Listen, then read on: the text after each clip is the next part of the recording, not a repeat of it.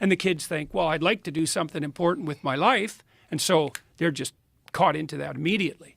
But because it's a one-sided story, a one-sided religious story is an ideology. And a great representation of that is what they've done with Greta Thunberg. Yeah, exactly. Exactly. It's so funny, because I thought 10 years ago, we live in the delusion of a disturbed 13-year-old girl. How did that happen? And then, Greta Thunberg showed up, and I thought, oh, well, there we go. Now we've got the 13-year-old. I feel sorry for her, because she was chased into this apocalyptic terror that we're trying to enforce on all our kids.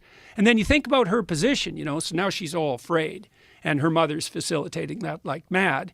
And then, she announces her fear, her neurotic fear, essentially. It's driven by negative emotion. And, Macron says to her, oh my God, Greta, you're absolutely right, and bows. It's like, what the hell's a girl to think?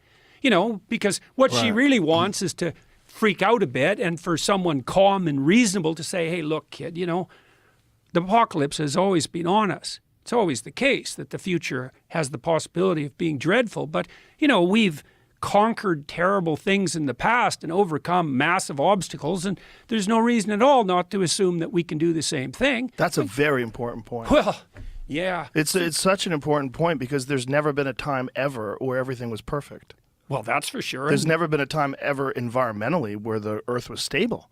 No. If you go, stable, currently you can kind of like guess what the weather's going to be. But if you look at like models of like thousands of years, it's never been flat. It's always been up and down, heats up. Well, the Earth was freezes. an ice ball many times. Yeah, many times. Yeah, so yeah, well. Randall Carlson was saying there's been times in our like distant past where the CO2 levels and the oxygen levels were so fucked up that we were close to losing all life on Earth. Right.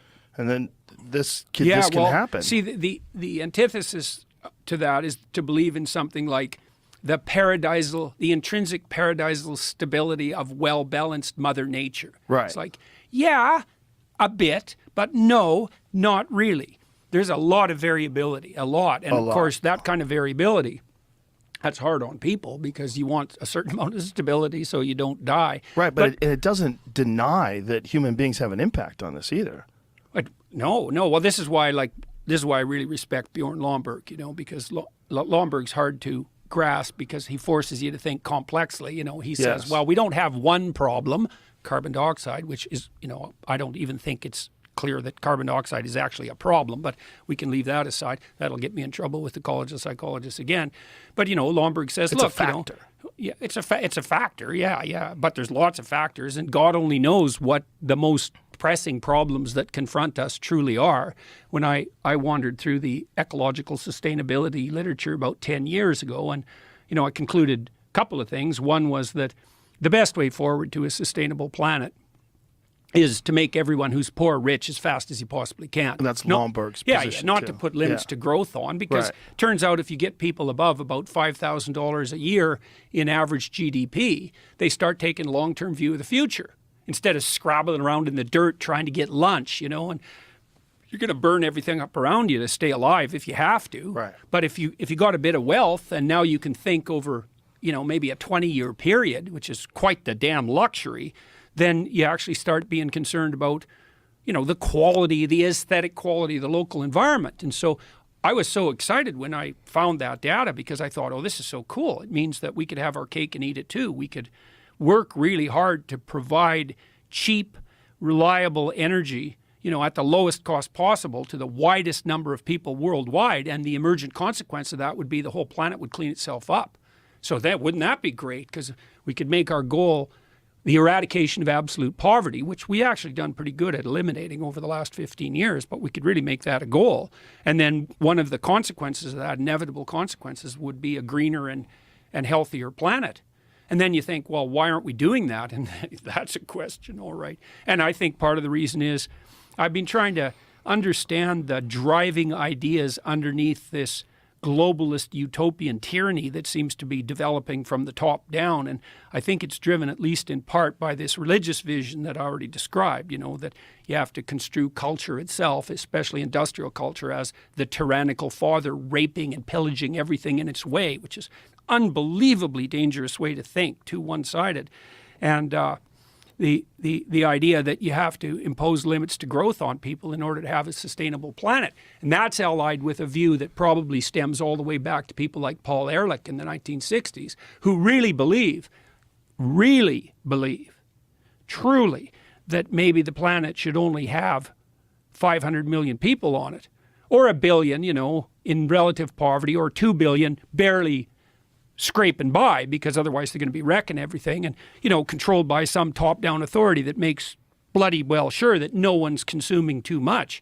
And so when I look at ideas like that first assumption, the planet has too many people on it, it's like, I don't like to hear people say that, because when I hear that, I think, okay, buddy, who exactly are you thinking about getting rid of? Oh, well, it's not like that. It's like, yeah, it's like that. It has to be like that. It is absolutely like that. And so, it's easy to get all paranoid conspiracy theorist about the WEF, say, and maybe there's some utility in that. But, I don't think anybody's sitting at Davos going, well, we got to scrap 7 billion people.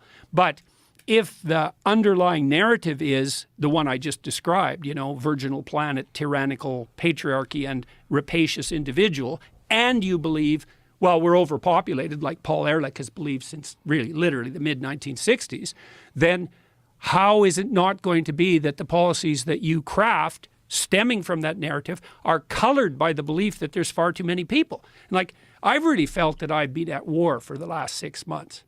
And I would say it's war because what I observed happening in Europe when I was there last was that, well, and you can see this, you don't have to be in Europe to see it, but it's more direct if you're there, is that it's pretty damn clear that the globalist utopians are willing to sacrifice the poor for the sake of the planet. And they're doing that by cranking energy prices up through the roof, and that means that people die. Lomborg has estimated that maybe you have to turn your thermostat down by 3 degrees, right? Save the planet. We don't have enough energy. We'll pay you not to use your electricity between 5 and 6, which is what they're doing in the UK.